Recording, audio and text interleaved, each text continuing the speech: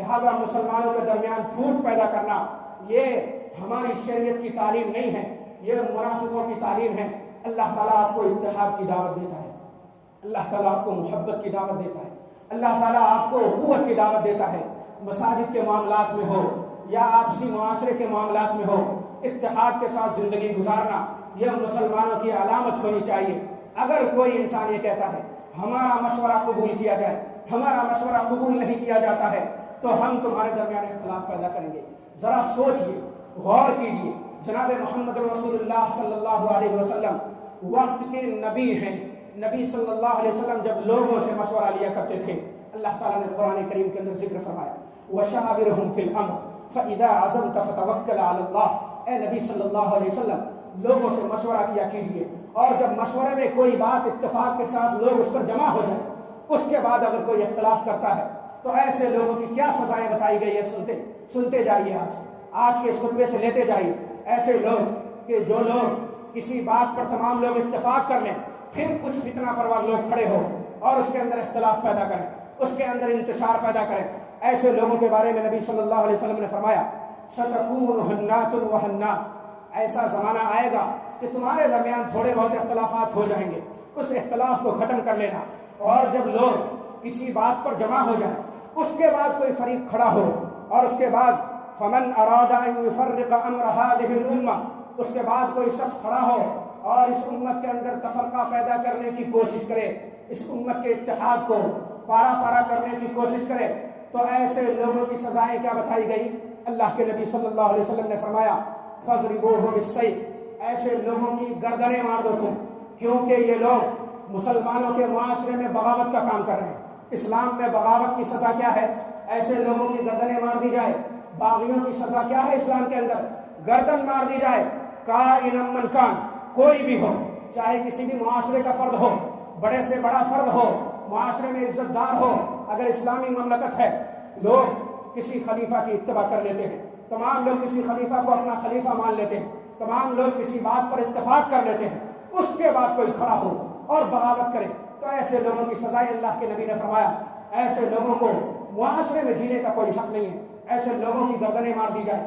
تو آپ سوچیے اگر ہمارے یہاں اسلامی مملکت ہو جائے کتنے لوگوں کی گردنیں ماری جائے گی؟ ہمارے معاشرے کے اندر اگر اسلامی مملکت قائم ہو جائے تو ہمارے معاشرے کے کتنے ایسے فتنے پرور لوگ ہیں جن کی گردنیں مار دی جائیں گی۔ اللہ کے نبی صلی اللہ علیہ وسلم کا صاف طور پر یہ اعلان ہے کوئی بھی شخص کو ایسے لوگوں کی گردنیں مار دی جائے تو ایسے لوگ جو فتنہ پرور لوگ ہوتے ہیں، ایسے لوگوں کو دنیا کے اندر جینے کا کوئی حق نہیں ہے، اور آخرت میں بھی ایسے لوگوں کے لیے دردناک عذاب ہے۔ تو مسلمانوں کو چاہیے کہ آپس میں اتحاد کے ساتھ رہیں۔ کبھی ہو سکتا ہے آپ کے مشورے قبول نہ ہو، نبی صلی اللہ علیہ وسلم نے بھی جنگ احد کا موقع ہے، اس موقع سے نبی صلی اللہ علیہ وسلم نے جب مشورہ کیا ہے تو نبی صلی اللہ علیہ وسلم کا یہ مشورہ تھا کہ ہم مدینے میں رہ کر لڑائی کریں، لیکن صحابہ کرام کا یہ مشورہ تھا نہیں، ہمیں باہر جا کر لڑائی کرنی چاہیے۔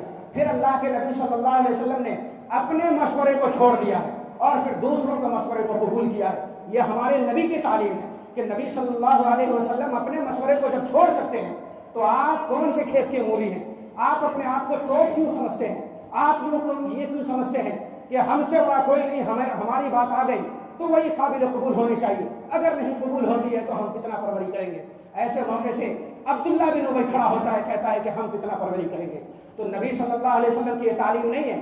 نبی صلی اللہ علیہ وسلم نے جب لوگوں کی بھلائی دیکھی ہے تو اپنے مشورے کو بھی نبی صلی اللہ علیہ وسلم نے ترک کر دیا ہے اور پھر لوگوں کے مشورے کو قبول کیا ہے۔ تو یہ چیز ہمارے معاشرے کے اندر بھی ہونی چاہیے۔ آپ خدا نہیں ہیں کہ آپ کی ہر بات کو مانی جائے، آپ انسان ہیں، آپ فرد بشر ہیں، آپ کی کوئی بات صحیح ہو سکتی ہے، کوئی بات غلط ہو سکتی ہے۔ اگر اجتماعی کوئی فیصلہ ہو رہا ہے اس پر تمام لوگ اتفاق کر رہے ہیں تو اسی پر اتفاق کرنا چاہیے، اسی کا ساتھ دینا چاہیے۔ اسی میں رحمت ہے، اللہ کے نبی نے فرمایا اتحاد میں رحمت ہے، اور اسی رحمت کے نتیجے میں برکت نازل ہوگی، تمہارا معاشرہ امن و سکون کا گہوارہ بن جائے گا۔ اللہ تعالیٰ سے دعا کریں اللہ تعالیٰ ہم تمام مسلمانوں کو صحیح سمجھ عطا فرمائیں، اتحاد کے ساتھ ہمیں اپنی زندگی گزارنے کی توفیق عطا فرمائیں، اتفاق کے ساتھ ہمیں اپنی زندگی گزارنے کی توفیق عطا فرمائیں۔